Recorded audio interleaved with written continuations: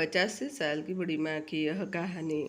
अब उसकी याददाश्त भी कम हो चुकी थी। छोटी छोटी बातें भी ध्यान में न रहती। याद आती तो बस अपने बेटे की, जो कई सालों से उसे छोड़कर शहर में रहता था। एक दिन उसके बेटे का फोन आता है। माँ से पूछता है, कैसे हो माँ? माँ बोलती है, तुम्हारी बहुत याद आ रही है। कब आ रहे हो बेटा? तब बेटा बोलता है माँ से, अगले महीने मैं घर आ रहा हूँ। बहू बोल रही है हम सब साथ रहेंगे। आप अपने तैयारी में रहिए। आप अपना घर खेत जल्दी से बेच दो। अब हम साथ में ही रहेंगे तो वहाँ कौन देखेगा। माँ ने भी अपने बेटे की बात मान ली और अपना घर खेत कम दामों में ही बेच डाला। माँ को लग रहा था बेटा मुझे साथ ले जाएगा।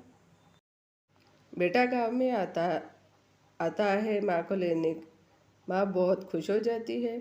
बेचे हुए घर और खेत के पैसे उसके हाथ में रख देती है। अब वह अपने बेटे के साथ शहर में जाने के लिए तैयार होती है।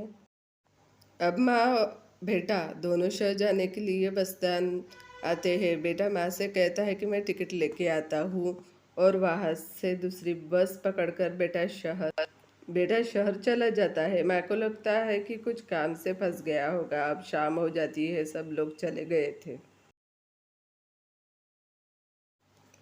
माँ बेचारी बेटे का आने का इंतजार कर रही थी। उसके पास एक आदमी आता है और पूछता है कि तब वह बताती है बेटा टिकट लेने गया है। आदमी बोलता है यहाँ की सारी बसें पे जा चुकी है, टिकट भी बंद हो गया है, आपको धोखा देकर बेटा चला गया है। माँ बहुत रोती है। अब उसे लगता है कि मैं कहाँ रहूंगी। बेटे के लिए घर और खेत भी बेच दिया।